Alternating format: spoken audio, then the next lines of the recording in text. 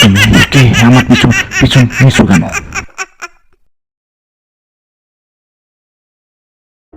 প্রিয় বন্ধুরা, আপনাদের স্বাগত জানাই এমন এক রাতে যেখানে আলো হারিয়ে যায় অন্ধকারে আর নীরবতায় ঢেকে দেয় আতঙ্কের শীতল শ্বাসে। আজকের গল্প রক্তমাখা অন্ধকার, এক অভিশপ্ত মন্দিরের ভয়ঙ্কর ইতিহাস। এটি শুধু একটি গল্প নয়, এটি এমন একটি ইতিহাস যা আপনার হৃদয়ে এক অদ্ভুত ভয়ের দাগ রেখে যাবে। আপনি কি সাহস করবেন শুনতে? তাহলে আসুন, চলুন প্রবেশ করি সেই রক্তমাখা অন্ধকার যেখানে প্রতিটি পদক্ষেপে মৃত্যু অপেক্ষা করছে। সন্ধ্যা নামতে না নামতে গ্রামের মেঠো পথের উপরে যেন এক অদ্ভুত স্তব্ধতা নেমে এসেছে। বাতাসে গা ছমছমে ঠান্ডা একটা অনুভূতি, চারিদিকে ঘন অন্ধকার চেপে বসেছে। দূর থেকে ভেসে আসা শেয়ালের ডাক যেন আরো বেশি ভয়ঙ্কর মনে হচ্ছে। হঠাৎই আকাশে কালো মেঘে ঢেকে গেল। বিদ্যুতের ঝলকানি রাতের আকাশকে এক পলকের জন্য উজ্জ্বল করল। সেই আলোয় দেখা গেল রাস্তার ধারে একটা পুরনো ভঙ্গপ্রায় মন্দির। মন্দিরের চারপাশে ঘন বাঁশ ঝাড় আর বট গাছের কুণ্ডলি যেন মন্দিরটাকে অন্ধকারে ঢেকে দিয়েছে। রঘু সেদিন রাতের বেলায় জঙ্গলের পাশ দিয়ে ফিরছিল। তার হাতে ছিল একটা লণ্ঠন যা আধো আধো আলো দিচ্ছে। তার গন্তব্য ছিল পাশের গ্রাম। তার স্ত্রী অনেক অসুস্থ আর একমাত্র উপায় ছিল পাশের গ্রামের ওঝার কাছে যাওয়া। রঘু সেই পথ ধরে চলছিল, কিন্তু তার মনে অদ্ভুত এক ভয় কাজ করছিল। মনে হচ্ছিল কেউ বা কিছু তাকে অনুসরণ করছে।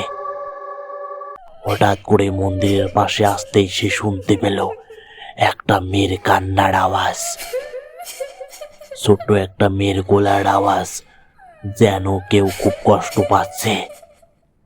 রঘু থেমে গেল। তার মনের ভেতরে এক দ্বিধা কাজ করল। এই গভীর রাতে এই নির্জন মন্দিরের পাশে একটা মেয়ের কান্নার আওয়াজ শুনতে পাওয়া বিষয়টি স্বাভাবিক ব্যাপার নয়, কিন্তু মানবিকতা তাকে থামাতে বাধ্য করল। সে এগিয়ে গেল সেই কান্নার শব্দের দিকে। মন্দিরের দরজা ছিল আধো খোলা। রঘু লণ্ঠনের আলো বাড়িয়ে মন্দিরের ভেতরে ঢুকে পড়ল, কারণ কান্নার আওয়াজ মন্দিরের ভেতর থেকে আসছে। মন্দিরের মেঝেতে ছড়িয়েছিল শুকনো রক্তের দাগ। গাঢ় লাল রঙের সেই দাগ দেখে তার পায়ের তলায় মাটি সরিয়ে গেল। আর মন্দিরের কোণায় দেখতে পেল একটি ছোট্ট মেয়ে মাথা নিচু করে বসে কান্না করছে। তার শরীর ভেজা, মাথার চুলগুলো এলোমেলো। মেয়েটি এবার ধীরে ধীরে মাথা তুলল। রঘু তার দিকে তাকাতেই তার মনে হলো মেয়েটির যেন চোখ নেই। তার শূন্য চোখের গহ্বর থেকে কালো রক্ত গড়িয়ে গড়িয়ে পড়ছে। মেয়েটি ধীরে ধীরে বলল, তুমি কেন এখানে এলে? এখান থেকে চলে যাও, নয়তো তোমার পরিণতি হবে আমার মতো। রঘুর শরীরে যেন ভয়ে জমে গেল। তার পা যেন এক জায়গায় আটকে গেল। মেয়েটি এবার উঠে দাঁড়ালো।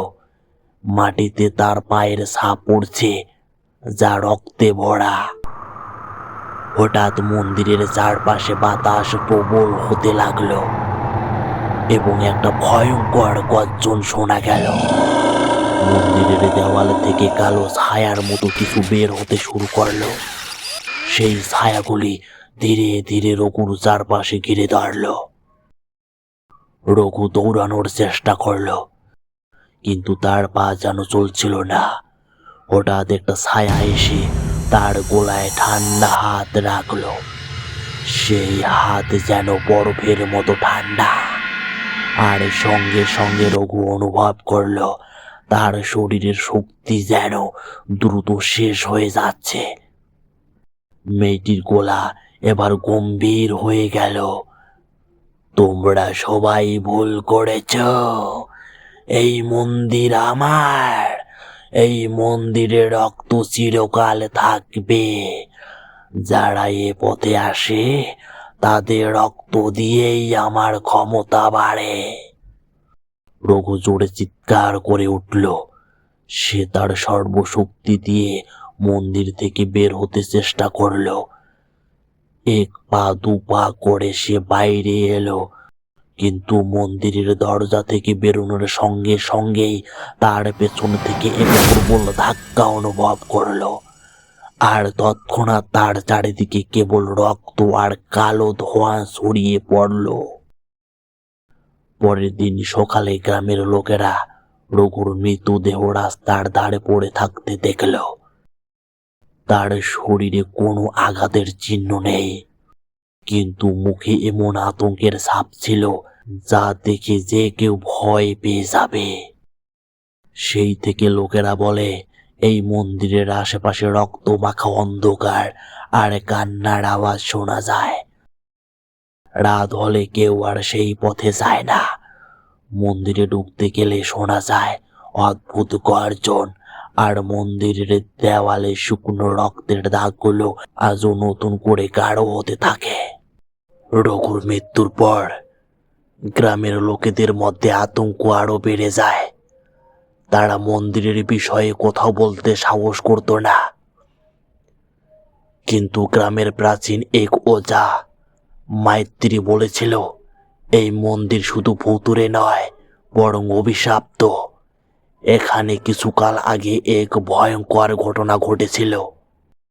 মাইত্রীর কথা শুনে জানা যায় অনেক বছর আগে মন্দিরটি ছিল দেবী চণ্ডীর স্থান। সেখানে এক বিধবা ব্রাহ্মণ নারী পূজার দায়িত্ব পালন করত। তার নাম ছিল কমলা। একদিন গ্রামের কিছু মানুষ কমলাকে মিথ্যা অপবাদ দিয়ে তার সন্তান সহ তাকে জীবন্ত জ্বালিয়ে দেয়। সেই থেকে মন্দিরের মাটি হয়ে ওঠে অভিশাপ্ত। কমলার রক্ত মন্দিরের পাথরে গেঁথে গেছে। কমলার মৃত্যুর পর থেকে মন্দিরে সব অদ্ভুত ঘটনা ঘটতে থাকে। যারা সেখানে রাত কাটাতে গিয়েছিল তারা আর কেউ ফিরে আসেনি। যারা কোনোভাবে বেঁচে ফিরেছিল তাদের মুখে একই কথা শোনা গিয়েছিল, মেয়েটি ফিরে এসেছে, তার প্রতিশোধ চাইছে, ওর অভিশাপ থেকে কেউ বাঁচতে পারবে না। রঘুর মৃত্যুর কয়েকদিন পর গ্রামের কিছু সাহসী যুবক সিদ্ধান্ত নিল মন্দিরে গিয়ে সত্য উদ্ঘাটন করবে। রাত গভীর হলে 5 জন যুবক লণ্ঠন হাতে নিয়ে মন্দিরে প্রবেশ করল। বাইরে থেকে মন্দিরটি যেন ভঙ্গপ্রায় মনে হচ্ছিল। ভেতরে প্রবেশ করতেই তারা অনুভব করল যেন বাতাসটা ভারী হয়ে এসেছে। মন্দিরের ভেতর ঢুকে তারা দেখতে পেল মেঝোতে একটা লালচে দাগ। সেই দাগটা যেন ধীরে ধীরে বড় হচ্ছে। যুবকদের মধ্যে একজন মেঝোতে হাত দিয়ে দাগটাকে পরীক্ষা করতে গিয়ে চমকে উঠল। তার হাত ভিজে গিয়েছিল রক্তে। সেই রক্ত কেবল ভেজা নয়, বরং গরমও ছিল। হঠাৎ মন্দিরের দেওয়াল থেকে এক ফিস ফিস আওয়াজ আসতে শুরু করলো। তোমরা এখানে কেন এসেছো? এই জায়গা আমার, আমায় ছেড়ে যাও। আওয়াজটা কেমন যেন বিকৃতি ছিল। মানুষের গলা নয়, আবার পশুর মতও নয়। যুবকরা আতঙ্কে স্থির হয়ে গেল। দেওয়ালের কোণ থেকে একটা অন্ধকার ছায়া বেরিয়ে এলো। সেই ছায়াটা প্রথমে ধোঁয়ার মতো ছিল, কিন্তু ধীরে ধীরে সেটা আকার নিতে শুরু করলো। সেটার মুখ মানুষের মতো, কিন্তু চোখ দুটো ছিল লালচে রঙের, আর তার চুলগুলো বাতাসে ভাসছিল, যেন তার শরীরটা বাস্তবে নয়। এক যুবক সাহস করে জিজ্ঞাসা করল, তুমি কে? আমাদের কাছে কি চাও? ছায়াটা কেবল এসে উঠল। সেই হাসিটা শুনে মনে হচ্ছিল চারপাশের অন্ধকারটা আরো বেশি ভারী হয়ে উঠেছে। ছায়াটা বলল, আমি কমলা।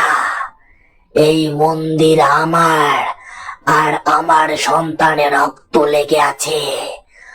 আমি এখান থেকে মুক্তি চাই, কিন্তু আমাকে মুক্তি দিতে হলে তোমাদের রক্ত চাই। তোমাদের রক্ত ছাড়া আমি মুক্তি পাবো না। যুবকরা ভয়ে পিছু হটতে চেষ্টা করল, কিন্তু ইতিমধ্যেই মন্দিরের দরজাটি বন্ধ হয়ে গেছে। ছায়াটা ধীরে ধীরে তাদের দিকে এগিয়ে এলো। হঠাৎ এক যুবক দেখতে পেল মন্দিরের মাঝখানে একটা ছোট কালীপূর্ণ পাত্র রাখা। ওঝা মাইত্রী বলেছিল, যদি মন্দিরের অভিশাপ দূর করতে হয় তবে সেই পাত্রটাকে ধ্বংস করতে হবে। যুবকরা একে অপরের দিকে তাকালো। একজন দৌড়ে পাত্রটার দিকে গেল এবং পাত্রটাকে ভেঙে ফেলল। ঠিক সেই মুহূর্তে ছায়াটা এক বিকট চিৎকার করে উঠল এবং পুরো মন্দিরটি কেঁপে উঠল। পাত্রটা ভাঙার সঙ্গে সঙ্গে ছায়াটা চিৎকার করতে করতে উধাও হয়ে গেল। কিন্তু এই সব ঘটনার পরও মন্দিরের সেই রক্তমাখা অন্ধকার আর অভিশপ্ত পরিবেশ মুছে যায়নি। প্রতিদিন সন্ধ্যা নামলেই মন্দির থেকে কান্নার আওয়াজ ভেসে আসে। কে জানে অভিশাপ কি সত্যি শেষ হয়েছে, নাকি কমলার আত্মা আবারও প্রতিশোধ নিতে অপেক্ষা করছে।